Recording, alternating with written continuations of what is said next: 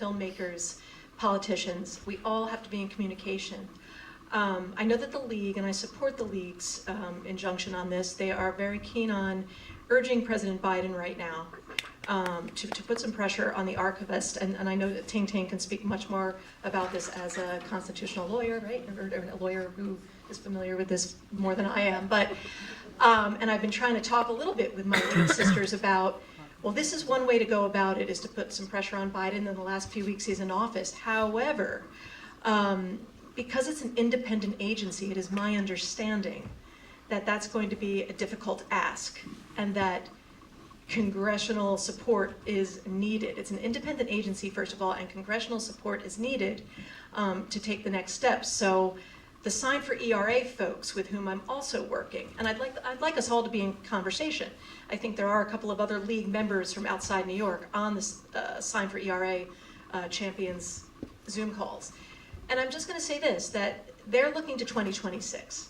This idea of, if you can't change ideology, change the seats, that's what we're going to have to do in 2026 at the midterms.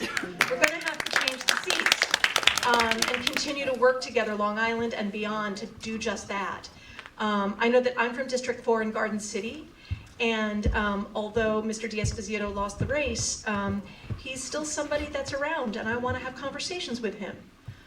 He has support for the ERA or for women's rights, people's rights, on his website. His says women's, but now I'm going to tell him it should be people's. All right.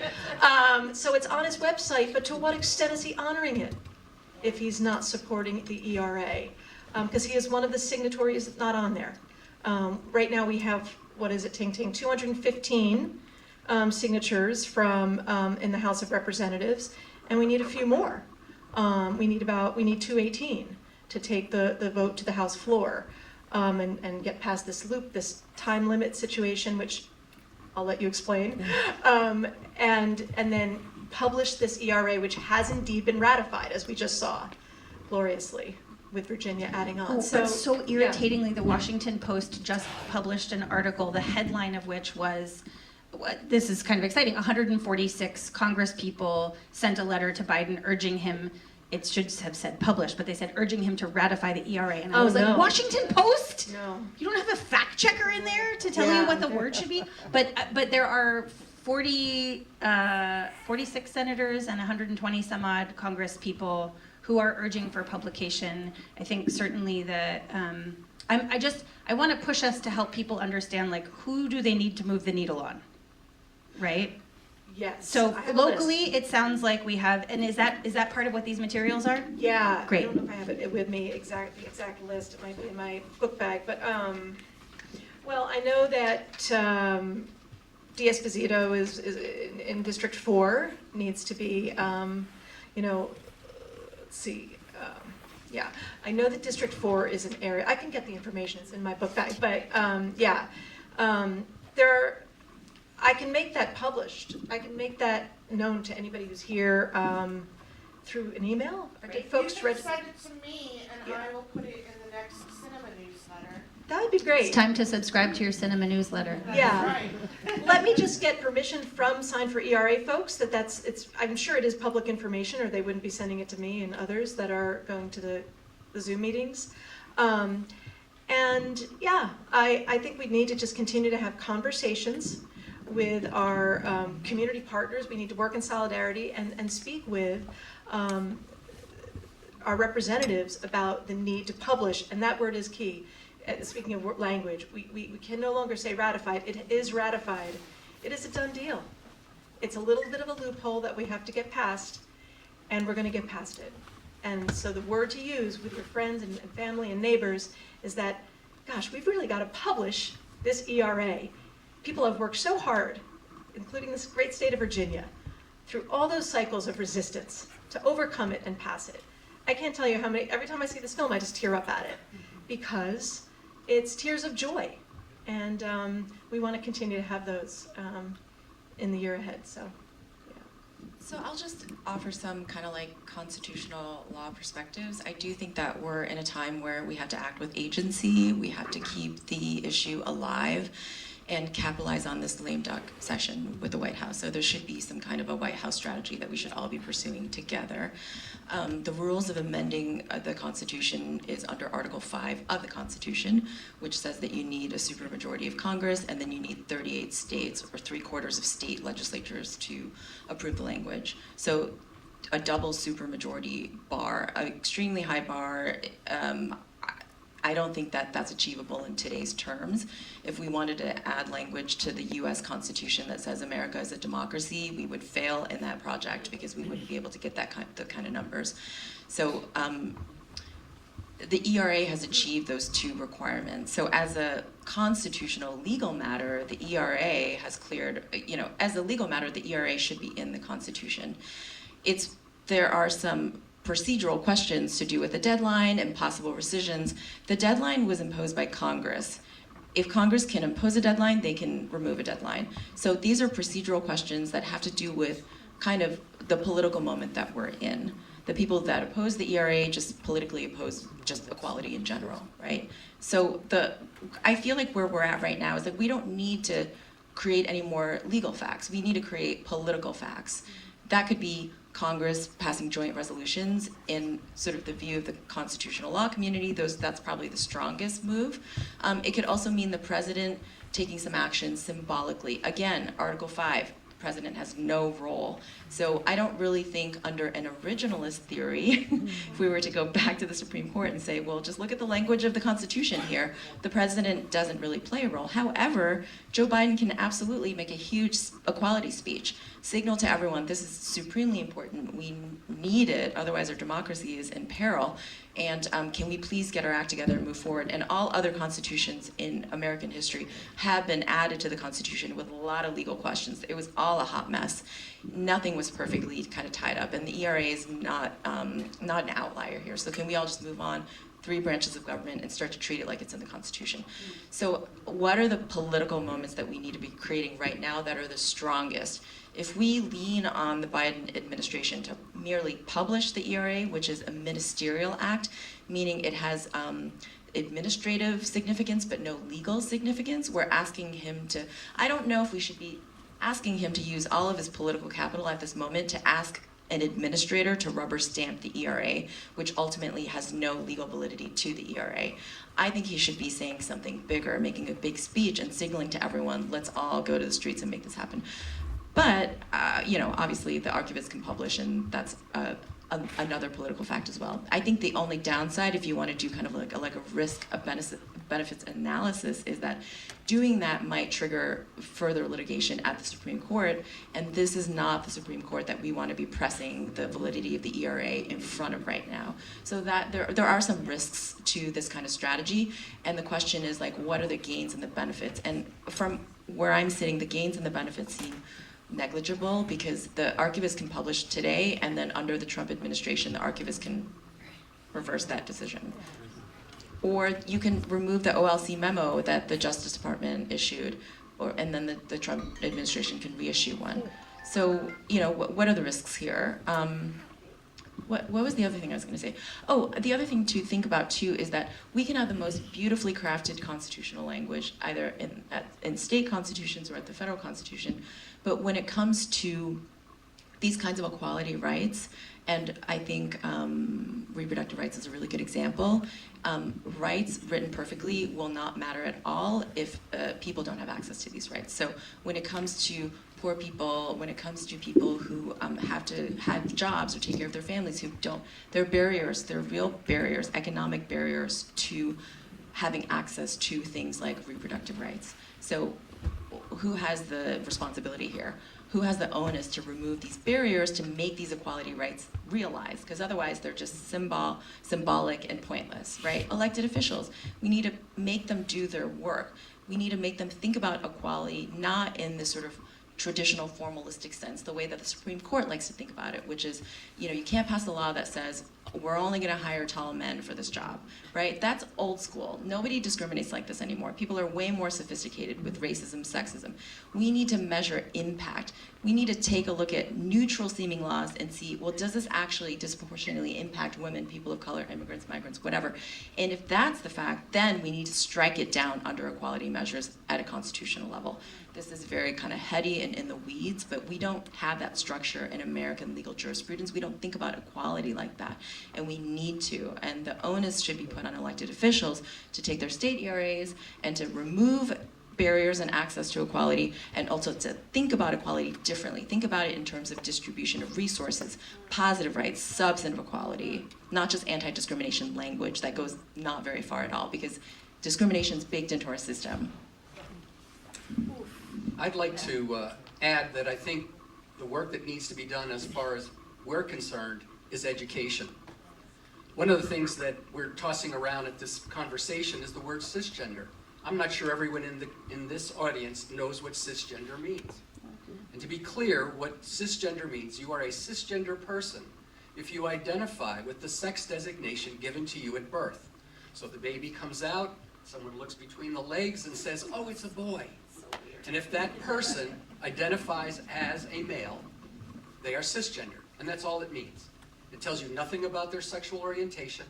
It just simply tells you that they match, their personal identity matches that designation.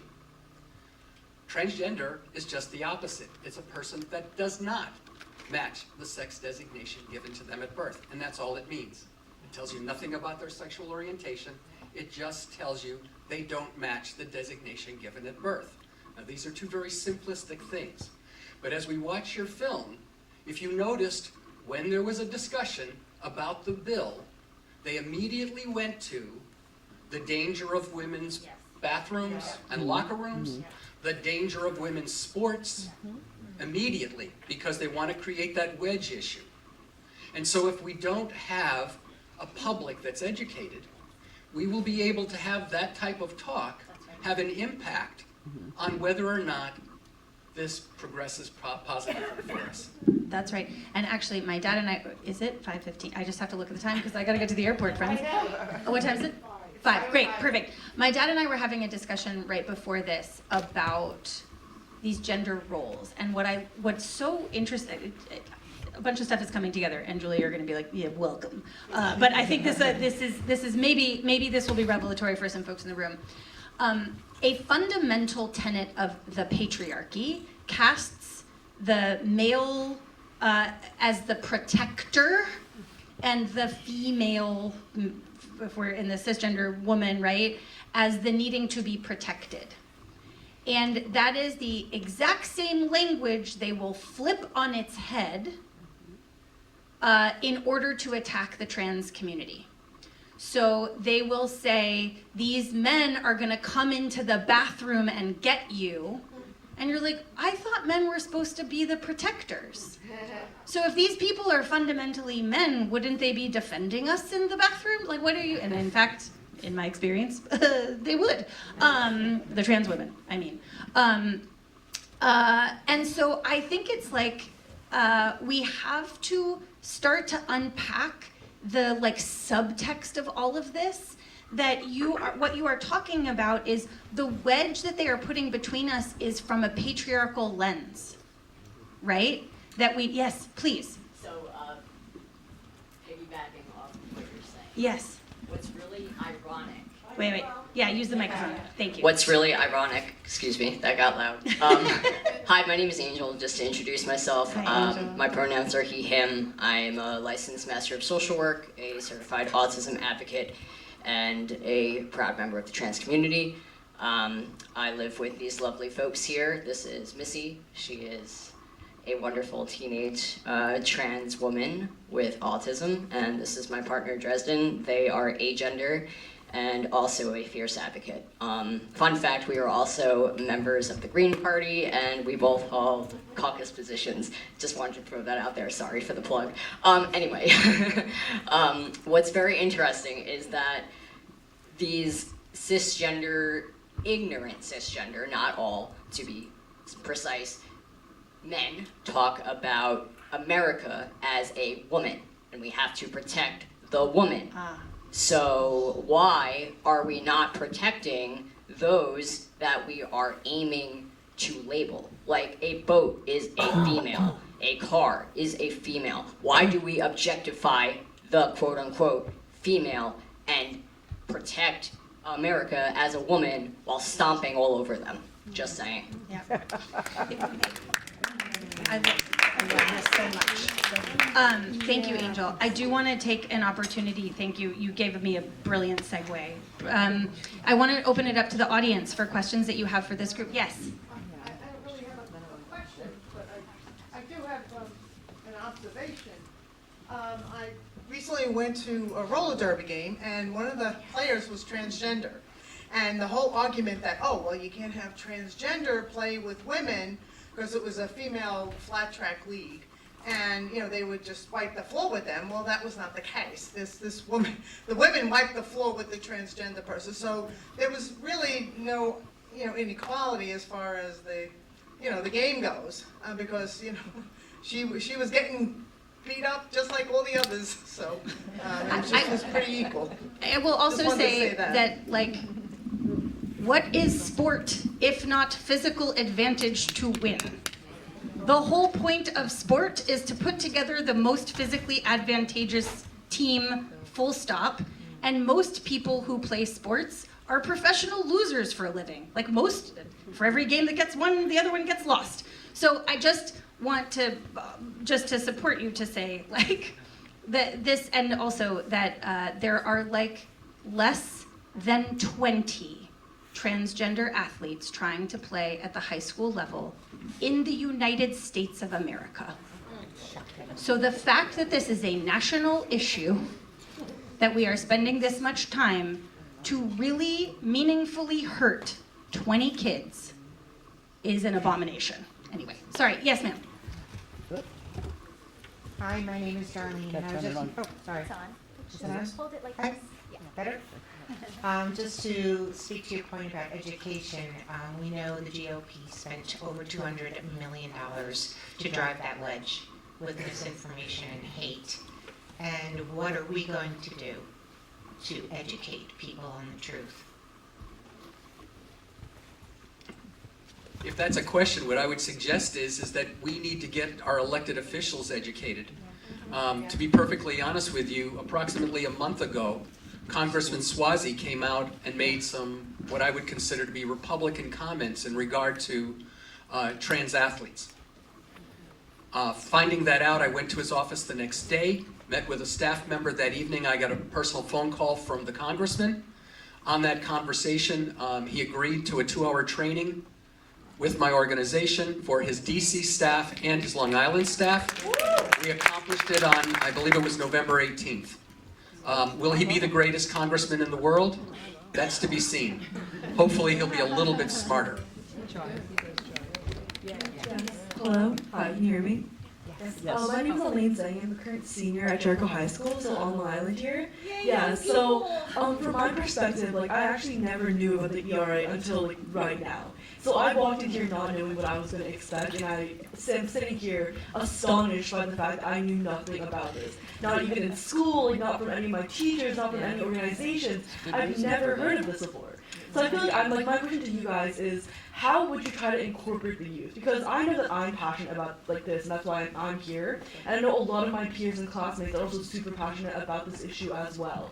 So I would definitely like see what type of opportunities we have to get the youth involved, to get the youth like I'm about to vote, you know, like in a year or so. So like how to get these youth activated and involved in all these issues that need to be heard and also need to be addressed and voted on. You can join the Young Feminist Party tomorrow, and this is their main issue right now. But if you go to their website, their platform is amazing and deeply inclusive and all those things. But I would also defer to the person who's literally organizing young people. Well, I would just say, Elaine, I love you. Thank you for being here. Elaine is a gem, and she is one of our young people who is on fire and going to be mobilized to help do this work. Awesome. Yeah. So just so do know that the actual leaders of the activist movement that are pushing for, they're actually both pushing for publication and also congressional action is the Young Feminist Party. And they're kind of the nexus through which all the other organizations' actions in Washington, D.C., like every single day, a bunch of them were arrested on Friday. They are doing the work, and it is all, don't get upset, okay? This pisses some people off sometimes. You're not allowed to join the Young Feminists if you're over 30. Have your feelings about it, and then get over it, okay? But they are really being seen as leaders in this movement, and like, yes, we need the 17-year-old energy, because like, I can't march the way I used to. I got kids at home, right? So this is really wonderful. Yes, ma'am, in the red. Yeah. I'm sorry. I live in the South, and I reflexively say sir and ma'am now, and I'm just gonna, but I can't say y'all for a singular. You can y'all's the best. Yes, but can I say singular y'all? Yes. Great. Yes, you in the red. Hold it in front of your mouth. So I have a Closer to your mouth. Yes. In terms of the law, you mentioned there are a number of states that have already enshrined the ERA, and I don't know if they're all using the same language, but my question is, are you aware of any cases that have come out of any of these states where their language, their law has been interpreted and there's been enforcement issues? Yeah, there's been actually a handful of exciting cases, both before and after Dobbs, using the state ERA to protect reproductive rights, mostly in the kind of funding space. Pennsylvania, the Supreme Court in Pennsylvania just recently achieved a victory using their state level ERA, which is 50 years old, to strike down, or to essentially say that their ban on Medicaid funding for abortion in the state is presumptively unconstitutional under the state ERA. So that's a really big, big win. And Nevada achieved a similar win a little bit later. Now that state ratified their state ERA in 2022 in response to Dobbs. And so the advocates there also challenged their ban on Medicaid funding for abortion and achieved a win. But states like Connecticut, New Mexico, Massachusetts have previously achieved wins in the reproductive rights spaces using state ERAs. But again, it's an underutilized tool. I think you imagine you can use it for anything that impacts gender equality. It could be like taxation or pension rights or whatever. So I think it's really important to bring a bigger vision to the ERA beyond just like traditional notions of like gender or sex. Yes. This is more of a legal compact, but Matthew Pasternak, thank you so much for being up here. Just a couple questions in regards to the laws. So these different states, so I know Nevada, after the Dobbs decision in 2022, became the first. I want to say Minnesota, Massachusetts, Rhode Island, the other states. Have there been talks about like a compact, these states banding together, trying to do something in terms for their state ERAs, of trying to provide like different laboratories for state functions or different, creative solutions to trying to force ERA, whether federally or through state mechanisms? I'm not aware of any kind of compact, although I really do think that like a coordinated effort would be extraordinary. I also think it would be really exciting to do a coordinated, like a legal effort. Like maybe all these states can file a lawsuit on the same day using their state ERAs to make a statement and also to stand up for, the people in their state. What's also really exciting you bring up is there are states that are in the process of thinking about amending their state constitutions. They don't have sex equality in their state constitutions explicitly, like Maine or Minnesota, and they are inspired by what we've seen so far post-Dobbs with the movement in New York and Nevada, and they want to take a really big swing and go even beyond New York's broadly worded intersectional, ERA to really bolster, the disability aspect of it too, which